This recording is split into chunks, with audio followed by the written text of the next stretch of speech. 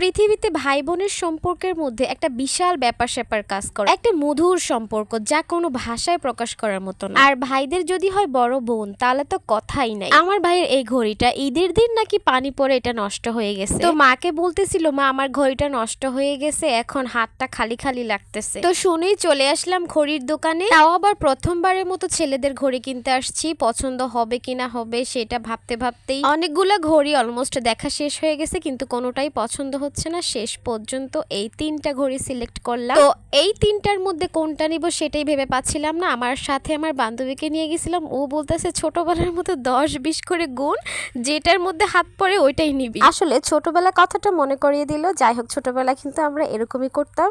আপনারা কে কে করতেন অবশ্যই বলবেন। ফাইনালি 3টা ঘড়ির থেকে একটা ঘড়ি একটু ভালো লাগছে, জানি না ওর ভালো লাগবে কিনা, দেখা যাক কতটুকু ভালো লাগে, দেখি ওর রিয়াকশনটা কিরকম হয়। তো বাজার থেকে আসার সময় আমি লটকন নিয়ে আসছিলাম, আর ঘরের দরজার সামনে বসে বসে ওগুলাই খাচ্ছিল। এইটা দেখে তো আকাশ সমান একটা হাসি দিল, ভাবতে পারিনি যে আমি এটা ওর জন্য নিয়ে আসবো। দেখি খুশি হয় কিনা। সত্যি সত্যি নিয়েছো, হায় হায়।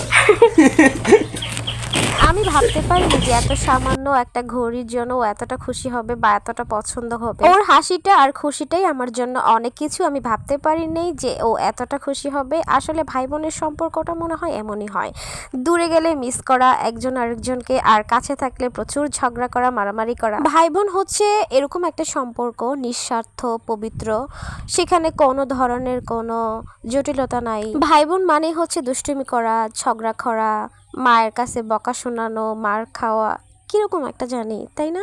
কিন্তু দিন শেষে টম এন্ড জেরির মতো সারাদিন ঝগড়া করলেও দিন শেষে কিন্তু আবার একসাথে থাকে। যাই হোক, সামান্য একটা গিফটের কারণে আমার ছোট ভাইয়ের মুখে এত সুন্দর একটা হাসি ফুটছে, মাশাআল্লাহ। আপনারা সবাই আমাদের জন্য দোয়া করবেন। আল্লাহ হাফেজ।